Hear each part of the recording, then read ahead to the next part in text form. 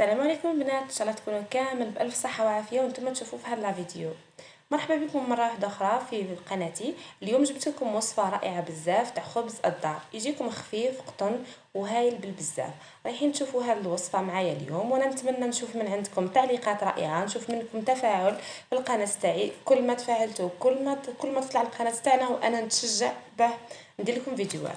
دونك لهنا البنات في قصعه ولا في صحن كبير ولا في اي حاجه تحبوا تعجنوا فيها، رايحين نجيبوا كيلو غرام تاع السميد. انا هنا كيلت بالباطا تاع الزبده تاع 500 غرام، درت زوج بايض كبار يعني معمرين، درت ملعقه ونصف تاع خميره الخبز الفوريه، ودرت ملعقه ونصف تاع السكر.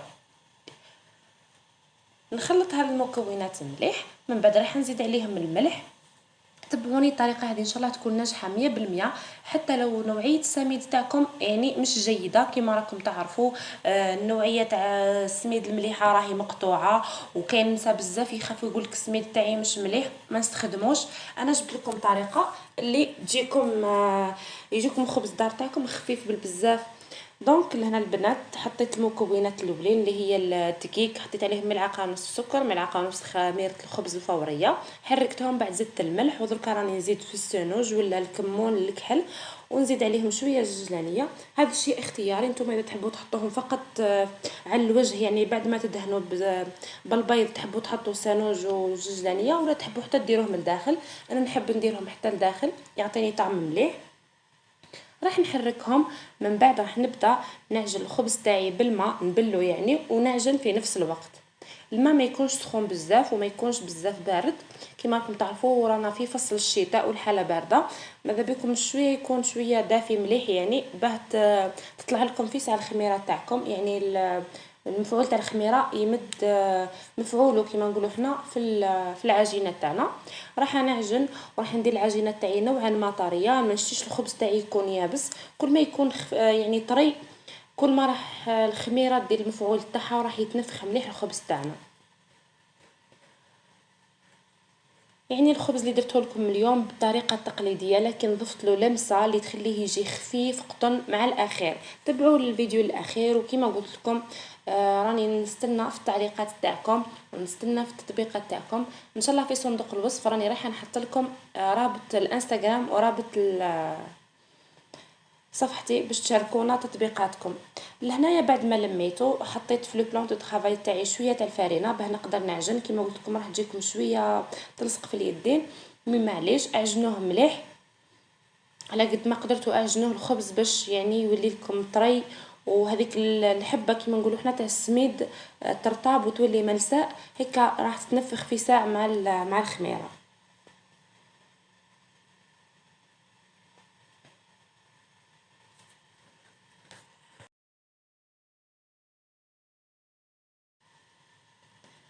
دونك لهنا البنات راح نخليها ترتاح بجنب، نغطيها في اناء واحد اخر. راح نحط ربع كاس تاع الزيت، وراح نحط عليه زوج ملاعق كبار تاع الزبده، نحط عليهم بيضه. وانتم اذا متوفر عندكم حليب لحظه يعني حليب الغبره زيدوا ضيفوا حتى لزوج ملاعق. انا ماهيش متوفره عندي، هي ماهيش ضروريه، عليها قلت لكم يعني حبيت نديرها لكم بدون لحظه باه تعرفوا باللي ماهيش ضروريه. مي نتوما اذا عندكم راح تحسن لكم من نوعيه الخبز تاعكم، راح يجي خفيف اكثر وراح تساعدكم باه يتحمر. كما قلت لكم درت ربع كاس تاع الزيت، زوج ملاعق كبار تاع زبده، وبيضه واحده، خلطهم مليح بلو باطوغ حتى يولي لي هذاك الخليط كريمي. فوالا البنات، تبعوا الخطوات هذو وطبقوهم، راح يجيكم الخبز تاعكم ناجح باذن الله. فوالا البنات لهنا كملت خلطتهم مليح، راح نبدا نزيدهم للخبز تاعنا اللي كنت خليته بجنب. وفي نفس الوقت راني شعلت الفور تاعي ولا الكويزينيير ولا في واش راح طيبوه، شعلوه قبل يعني كي تكونوا كملتوا العجن ووصلتوا للخطوه تاع الزبده تبداو تحطوا الفور تاعكم يسخن. شوفوا البنات لهنايا راني فتحت العجينه وراح نضيف لها نصف كميه الكريمه هذيك اللي وجدناها من الزبده والزيت والبيض.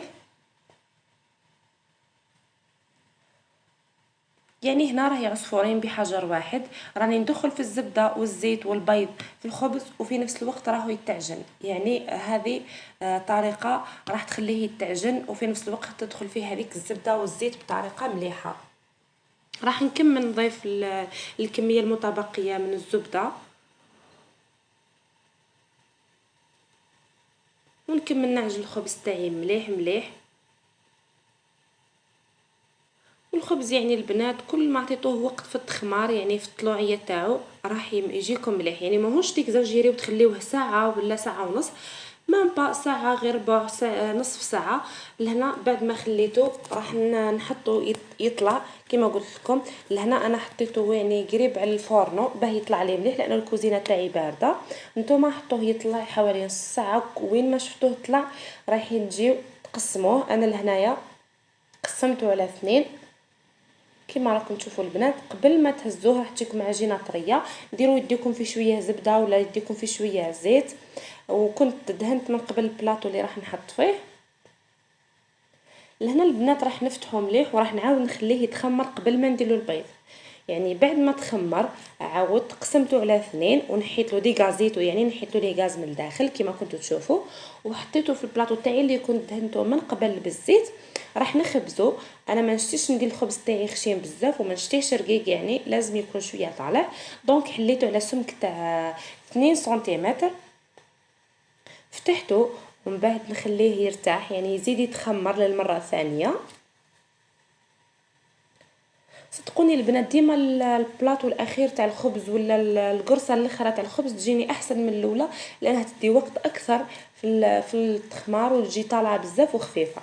كما قلت لكم لهنا بعد ما خليته زاد تخمر غطيته زاد تخمر، راكم تشوفوا فيه كيفاه طلع. كنت وجدت خليط حطيت فيه بيضه، حطيت فيه كميه تاع حليب قليله، يعني حوالي 3 ملاعق تاع حليب، معاهم شويه تاع نسكافيه وشويه تاع السكر. نسكافيه باه يتحمر لي الخبز مليح. لهنا البنات الخبز تاعي تحمر لي شويه في الوسط بزاف، لانه الكويزينير تاعي جديده مازال ما خرجت لهاش بزاف على الطياب تاعها.